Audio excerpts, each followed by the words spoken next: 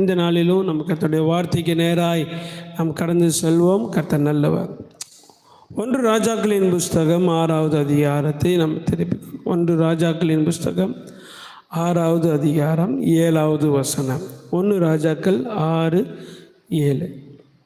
ஆலயம் கட்டப்படுகையில் அது பனி தீர்ந்து கொண்டு வரப்பட்டு கற்களாலே கட்டப்பட்டது. ஆகையால் அது கட்டப்படுகிற போது சுத்தில்கள், வாட்சிகள் முதலான எந்த இரும்பு ஆயுதங்களின் சத்தமும் அதில் கேட்கப்படவில்லை. ஆமென். அல்லேலூயா, அல்லேலூயா. கர்த்தருடைய பரிசுத்த நாமம் மகிமைப்படட்டும். ஆண்டவராகிய தேவன் தாவீதை பார்த்து, நீ எனக்கு ஆலயத்தை கட்ட வேண்டாம், உன் குமாரனாகிய சாலமோன் எனக்கு என்ன செய்வான்?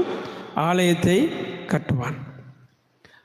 கர்த்தர் சொன்ன அந்த களம், அது ஆர்னானின் களம் என்று சொல்லி 2 சாமுவேல் 24வது அதிகாரத்தில் நம்ம வாசிக்க முடியும். அது யாருடைய? எபூசியனாகிய அர்வனாவின் களத்திலே கர்த்தர் ஒரு பலிபீடத்தை உண்டாக்கும்படி தாவீதுக்கு சொல்கிறார். அந்த இடத்தை அவன் காசு கொடுத்து வாங்கினதுனால சாலமோன் அந்த இடத்தை தேர்ந்தெடுத்து அந்த இடத்துல தான் அது என்ன செய்கிறான்? கர்த்தருக்காக ஒரு ஆலயத்தை கட்டுகிறார். சாலமோன் கட்டின அந்த ஆலயம் ஒரு மேடான ஒரு இடத்துல, சின்ன ஒரு குன்றில் ஆலயத்தை கட்டுகிறார். ஜனங்கள் ஏறி போய் கர்த்தரை தொழுது கொள்கிற அளவுக்கு ஒரு அழகான பார்வைக்கு, எல்லாருடைய பார்வைக்கும் தெரிகிற மாதிரி, எங்கிருந்து பார்த்தாலும் கர்த்தருடைய ஆலயம் தெரிகிற மாதிரி ஒரு சின்ன ஒரு மேட்டின் மேலே அவன் கட்டுகிறதை நம்ம பார்க்கிறோம். அந்த களம் தான் ஓர்னானின் களம் என்று சொல்லப்படுகிறது. அப்போ அந்த கட்டப்பட்ட அந்த ஆலயத்தில் முழுவதுமாய் ஒவ்வொன்றும் ஏறத்தாழ கிட்டத்தட்ட ஒரு கல்லை கிட்டத்தட்ட 2 டன்னு 3 டன்னு பெரிய அளவுக்கு அந்த கற்களை என்ன செஞ்சிருக்கிறார்? கொண்டு வந்து கட்டுகிறார். அப்போ கர்த்தருக்காக கட்டப்படுகிற அந்த ஆலயத்தில், நல்ல கவனிங்க, கட்டப்படுகிற அந்த ஆலயத்தில் அந்த கற்களை செதுக்கி அதை ரெடி பண்ணி பனி தீர்க்கப்பட்ட ஒரு கல்லாய் தான் அந்த இடத்துல வைத்து கட்டுகிறார். அப்போ ஆண்டவர் இந்த காரியத்தை குறித்து நம்ம கவனித்து பார்த்தோம் என்று சொன்னால், ஆண்டவர் ஒரு ஆலயத்தை நமக்காக, பரம எருசலேம் ஆகிய ஒரு ஆலயத்தை கர்த்தர் என்ன செய்கிறார்? கட்டி கொண்டு இருக்கிறார். ரொம்ப அழகான ஒரு ஆலயம், பரம எருசலேம் என்று ஒரு ஆலயம் கட்டப்பட்டு கொண்டு இருக்கிறது. அதுவும் பரலோக ராஜ்யத்தில் ஆண்டவர் ஒரு அழகாய் ஒரு ஆலயத்தை கட்டி கொண்டு இருக்கிறார். அந்த ஆலயமும் சாலமோன் கட்டின அந்த ஆலயத்துடைய மாதிரி தான். வேதம் சொல்லுகிறது, நான் பரலோகத்தின் மாதிரியை இந்த பூமியிலே ஒரு ஆலயத்தின் மூலமாக ஆண்டவர் என்ன செய்கிறார்? காண்பிக்கிறார். அப்போ சாலமோன் கட்டின இந்த தேவ ஆலயத்தின் கற்கள் ஒவ்வொன்றும் பனி தீர்க்கப்பட்ட கற்கள் என்று சொல்லப்படுகிறது. பனி தீர்க்கப்பட்ட கற்கள் என்றால் அது அந்த ஆலயம் கட்டப்படுகிற அந்த மேட்டுக்கு போறதுக்கு முன்னாடி அந்த கல் ஒரு சிற்பாச்சாரியருடைய இடத்துல, இன்னும் சொல்ல போனால் அந்த சிற்பம் செய்யப்படுகிற அந்த உளியை வைத்து, அந்த சுத்திலை வைத்து, அந்த கற்களிலே செய்யப்பட வேண்டிய அந்த உடைக்க வேண்டிய இடம், அது எங்கெல்லாம் நீட்டி இருக்கோ அதெல்லாம் உடைச்சி அதெல்லாம் சரி பண்ணி அறுத்து கரெக்டாக அந்த கல்லை தூக்கி கொண்டு போய் வச்சா ஒரு பிரச்சனை இல்லாதபடி அந்த கல் செதுக்கப்பட்டதை குறித்து நம்ம பார்க்கிறோம். பனி தீர்க்கப்பட்ட கல். இந்த கல் உடைக்கிற சுத்தினுடைய சத்தம் கூட கேட்கக்கூடாது என்பதற்காக பனியை இங்கே தீர்த்துக்கிறார். மேட்டுக்கு போறதுக்கு முன்னாடி அந்த கல் கீழிருந்து மேலே போய் கட்டப்படுறதுக்கு முன்னாடி அந்த கல்லை கீழே வச்சு அடித்து அதை உடைச்சி சரி பண்ணி சரியான அளவிலே அந்த கற்களை உருவாக்கினதுக்கு அப்புறம் தான் அந்த கல்லை கொண்டு போய் வைத்து கட்டுகிறார். இது சாலமோன் கட்டின தேவாலயத்துடைய மகிமை. ஆண்டவராகிய இயேசு கிறிஸ்துவும் ஆலயத்தை கட்டுகிறார். அவரும் பரலோக ராஜ்யத்தில் கட்டுகிறார். அவர் கட்டுகிற அந்த ஆலயத்தினுடைய கற்களாக கர்த்தர் இந்த பூமியில் உங்களையும் என்னையும் தான் தெரிந்து கொண்டிருக்கிறார். ஆமென், அல்லேலூயா. நீங்களும் நானும் ஜீவனுள்ள கற்கள். நீங்களும் நானும் ஜீவனுள்ள கற்கள். அன்னைக்கு அந்த கற்கள் செதுக்கப்பட்ட அந்த இடம் எந்த இடம்னா ஒரு சிற்பாச்சாரியருடைய கூடமாய் காணப்பட்டது. இன்னைக்குள்ள திருச்சபை பணி தீர்க்கப்பட்ட கற்களை செதுக்கிற ஒரு இடம். அப்போ சபை என்றால் நமக்கு நல்லா தெரியணும், ஆண்டவர் ஒவ்வொரு நாளும் திருச்சபையில் கர்த்தருடைய வார்த்தையை கொண்டு என்னை அடித்து என்னை உடைத்து எங்கெல்லாம் என்னை சரி பண்ணுமோ அங்கெல்லாம் என்னை சரி பண்ணி எனக்கு வேண்டிய அளவு நான் உருவாக்கப்பட வேண்டிய விதத்தில் என்னை உருவாக்கிட்டு தான் என்னை பரலோகத்துக்கு கொண்டு போவார். ஆமென், அல்லேலூயா. அப்போ நீங்கள் பரலோகத்துக்கு போகிறதுக்கு முன்னாடி இங்கேயே கர்த்தர் சரி பண்ணிடுவார். அல்லேலூயா. எதுக்கு இங்கே சரி பண்ணுறாரு? அதுக்கு தான் உபவாச ஜெபம், அதுக்கு தான் முழு ஜெபம், அதுக்கு தான் காத்திருப்பு ஜெபம், அதுக்கு தான் ஒவ்வொரு நாள் ஆராதனை, அதுக்கு தான் தனிப்பட்ட ஆராதனை, விசேஷித்த ஆராதனை, கன்வென்ஷன் கூட்டம். இதெல்லாம் எதுக்கு? இந்த கல்லை அடித்து சரி பண்ணி எங்கே கொண்டு போய் சேர்க்கணுங்க?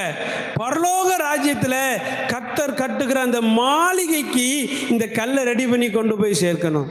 அங்கே வச்சு ஆண்டவர் உடைக்க முடியாது, அங்கே நீட்டி இருக்கிற பாவத்தை உடைக்க முடியாது, அங்கே வெளியே வந்திருக்கிற எந்த காரியத்தையும் செய்ய முடியாது. அதனால தான் ஆண்டவர் இந்த பூமியிலே வைத்து நம்மை சரி பண்ணுகிறார். அல்லேலூயா. நம்மளை சரி பண்ணுகிற இடம் எந்த இடங்க? அல்லேலூயா சொல்லுங்க. திருச்சபை, ஆலயம், கூடுகை, ஜெபக்குழுக்கள், இங்கே எல்லாம் வச்சு கர்த்தர் நம்மளை ரெடி பண்ணுகிறார். ஒவ்வொரு விதத்தில், ஒவ்வொரு டிசைனில், ஒவ்வொரு கோணத்தில் ஒரு கல் ஒரு சதுரங்கமாக அல்லது செவ்வகமாக அந்த கல் உருவாக வேண்டும் என்று சொன்னால் அந்த கல்லை எல்லா ஆங்கிளையும் பார்க்கணும். எல்லா ஆங்கிளையும் பார்த்து அங்கே நீட்டி இருக்கிற அந்த காரியங்களை தட்டி தேய்ச்சி அறுத்து அந்த கல்லை ரெடி பண்ணுறது. ஆண்டவர் பாருங்கள், அதனால தான் ஒரே ஊழியக்காரனுக்கு கீழாக வைத்திருந்தாலும் அந்த ஊழியக்காரர் அநேக சிற்பாச்சாரியர்கள் என்ன செய்கிறார்? கூட்டிகிட்டு வருகிறார். நம்ம சர்ச்சில் எல்லா சபையிலும் ஒவ்வொரு கன்வென்ஷன் ஸ்பீக்கர், மற்ற நபர்கள், புது ஊழியக்காரங்க, கெஸ்ட் ஸ்பீக்கர்லாம் வராங்கன்னா எதுக்கு? உற்சாகப்படுத்துவதற்கா? இல்லை, செதுக்குவதற்கு. அப்போ இந்த கடைசி நாட்களில் நமக்கு செதுக்கப்பட வேண்டிய விஷயம் இன்னும் செதுக்கப்படவில்லை என்றால் இந்த உபவாச தினத்தில் செதுக்கப்படுவதற்கு ஒப்பு கொடுக்கணும். நம்ம வாழ்க்கையை ஒப்புக்கு, ஆண்டவரே என்னை இங்கேயே பண்ணி தீர்த்துருங்க. நல்ல ஒரு காரியம் சொல்கிறேன். இந்த கல் பணி தீர்க்கப்பட்டு விட்டது என்று சொன்னால் நல்லா தெரிஞ்சுக்கோங்க, இங்கே வச்சுட்டு இருக்க மாட்டார், கொண்டு போயிடுவார். அல்லேலூயா. அப்போ இன்னும் நீங்களும் நானும் மறிக்காமல் இருக்கிறோம் என்றால் நல்லா தெரிஞ்சுக்கணும், பணி தீர்க்கப்படலைன்னு அர்த்தம். சிலரை இன்னும் பணி தீர்க்கும்படி கர்த்தர் வைத்திருக்கிறார். ஒரு சிலரை சிறு வயதிலே எடுத்துக்கொள்கிறார், ஒரு சிலரை முதிர் வயதில் எடுத்துக்கொள்கிறார், ஒரு சிலரை நடு வயதில் எடுத்துக்கொள்கிறார். பணி தீர்க்கப்பட்டால் அவருக்கு கல் அங்கே தேவை. எதுக்கு தெரியுமா? மாளிகை கட்டுவதற்கு. ஆமென், அல்லேலூயா. அதனால இந்த பூமியில் பணி தீர்க்கப்பட வேண்டிய வேலை சீக்கிரமாக தீர்க்கப்பட நீங்களும் நான் என்ன செய்யணும்? விட்டு கொடுக்க வேண்டும். இந்த உபவாச தினம் பணியை கர்த்தர் சமூகத்தில் துவங்குவதற்கான நேரம். கர்த்தர் ஒவ்வொரு நிமிடமும் ஒவ்வொரு நொடியும் நம்மை சீர்படுத்தி நம்மை செவ்வைப்படுத்துகிற நேரம் இது. அதனால் இது ஏதோ அற்பமான ஒரு நாட்களாய் நம்ம நினைச்சிடக்கூடாது. என்னுடைய வாழ்வை கர்த்தர் செவ்வையாக்குகிறார், என்னுடைய பார்வையை செவ்வையாக்குகிறார், என் பேச்சை செவ்வையாக்குகிறார், என்னுடைய சிந்தனைகளை கர்த்தர் செதுக்குகிறார் என்று சொல்லி ஆண்டவருடைய கரத்தில் நம்மை ஒப்பு கொடுக்கும்போது நம்மளுடைய வாழ்விலே கர்த்தர் நம்மளை அழகாய் உருவாக்குகிற நல்ல தேவனாக இருக்கிறார். இந்த சாலமோனுடைய ஆலயத்தில் எல்லா வேலையும் அப்படிதான் நீட்டாக வேற ஒரு இடத்துல வச்சு நடந்து, கல்லுக்கு ஒரு இடம், மரத்துக்கு ஒரு இடம், அப்படி தங்க காரியங்களை செய்வதற்கு ஒரு இடம், ஒவ்வொன்றுக்கும் அழகழகா ஒவ்வொரு இடத்தை வைத்திருந்தார். இன்னைக்கு அந்த மாளிகை, அந்த தேவனுடைய ஆலயமாகிய அந்த ஆலயத்தை கட்டுவதற்கு சாலமோன் செய்த அத்தனை காரியங்களையும் ஒன்று சேர்த்து அதை கட்டி முடித்தார். ஆமென், அல்லேலூயா. ஆலயத்தை கட்டுவதற்கு எத்தனை வருஷம் ஆச்சுங்க? ஆலயத்தை கட்டுவதற்கு 7 வருடம் ஆச்சு. 7 என்றால் பூரணம். ஆண்டவர் உங்களையும் என்னையும் பூரணப்படுத்தாமல் ஒரு நாள் விட மாட்டார். ஆமென், அல்லேலூயா. பாதியிலே அவர் நம்மளை என்ன செய்ய மாட்டார்? கைவிடவே மாட்டார். நம்ம தொட்டுட்டாருன்னு அந்த வேலையை செய்து முடிக்காம ஒரு நாளும் விட மாட்டார். ஆமென், அல்லேலூயா. சரி பண்ணாமல் விடவே மாட்டார். ஒருவேளை நம்ம இடம் கொடுக்குறோமோ இல்லையோ அது ரெண்டாவது விஷயம். அவருக்கு அந்த கல் வேணும், அவருக்கு அந்த மரம் வேணும்னு எங்கே அடிக்கணுமோ, எங்கே பேட்ச் ஒர்க் செய்யணுமோ, எங்கே சுற்றில வச்சு உடைக்கணுமோ உடைச்சி ரெடி பண்ணி கொண்டு போயிட்டே இருப்பார். ஆமென், அல்லேலூயா. நீங்களும் நானும் அவருடைய கரத்தில் இருக்க வேண்டும். ஆமென். நல்லா புரிஞ்சுக்கணும் ஒரு காரியத்தை. நான் மாளிகைக்குரியவன். ஆமென், அல்லேலூயா. எந்த மாளிகை? சியோன்ல ஆண்டவர் ஒரு மாளிகை கட்டி கொண்டிருக்கிறார். நான் மாளிகைக்குரியவன், மண்ணுக்குரியவன் அல்ல. இந்த மண்ணுக்குரியவன் அல்ல, நான் மாளிகைக்குரியவன். அவரோடு கூட இருக்கும்படி, அவரோடு கூட இருக்கும்படி என்னை அவர் உருவாக்கி கொண்டிருக்கிறார். ஆமென். இந்த சிந்தனை மட்டும் நமக்குள்ள ஆழமாக வந்துடுச்சுன்னா அவர் செதுக்குவதற்கு நம்ம என்ன செஞ்சிடுவோம்? ஒப்பு கொடுத்து விடுவோம். ஆண்டவர் கரத்தில் நம்ம ஒப்பு கொடுக்கலாம். ஆண்டவரே, நீர் என்னை மாளிகைக்குரியவனாய் கட்டி கொண்டிருக்கிறீர். நான் மண்ணுக்குரியவன் அல்ல. என்னை பணி தீர்க்கப்பட்ட கற்களாய் நீர் என்னை உருவாக்கி உம்முடைய ராஜ்யத்தில் என்னை கொண்டு போய் சேர்க்க போகிறீர். அதற்கு உகந்தவளாய் நான் மாற எனக்கு உதவி செய்யும். சாலமோன் கட்டின ஆலயம் மகிமையால் நிரம்பியிருந்தது போல அந்த ஆலயத்தை சுமக்கிற கற்களாக, அந்த ஆலயத்தில் உள்ள கற்களாய் நீங்களும் நானும் மாறுவோம். ஆண்டவர்கிட்ட சொல்லலாம், ஆண்டவரே, என்னையும் பணி தீர்க்கப்பட்ட கற்களாய் நீர் மாற்றிறங்கப்பா. அநேக பரிசுத்தவான்களை பணி தீர்க்கப்பட்ட கற்களாய் மாற்றி பரலோகம் கொண்டு போயிட்டீங்கப்பா. வேலையை நடந்துட்டுருக்கு ஆண்டவரே.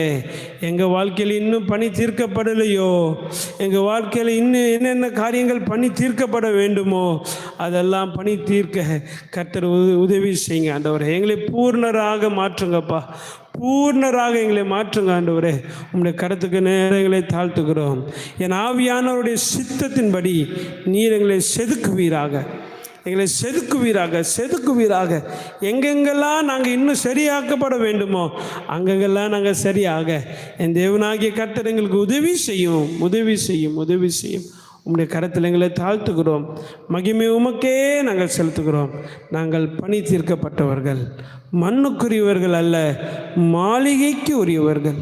உம்முடைய கரத்தில் ஒப்பு கொடுக்கிறோம். ஆசீர்வதியும் இயேசுவின் நாமத்தில் நல்ல தகப்பனே. ஆமேன், ஆமேன். என் ஆத்மாவே கர்த்தரை ஸ்தோத்திரி, என் முழுவதுமே அவருடைய பரிசுத்த நாமத்தை ஸ்தோத்திரி. என் ஆத்மாவே கர்த்தரை ஸ்தோத்திரி, கர்த்தர் செய்த சகல உபகாரங்களையும் மறவாதே. ஆமென். நம்முடைய கர்த்தராகிய இயேசு கிறிஸ்துவின் கிருபையும் பிதாவாகிய தேவரீரும் அன்பும் பரிசுத்த ஆவியானுடைய அந்யுன்யம் ஐக்கிய சிநேகம் சதா காலம் நம் அனைவரோடு கூட இன்றும் மீண்டும் தங்கி தரித்து நிலைத்திருப்பதாக. ஆமேன், ஆமேன், ஆமேன். கர்த்தர் உங்களை ஆசீர்வதிப்பாராக. ஆமேன், ஆமேன், ஆமேன்.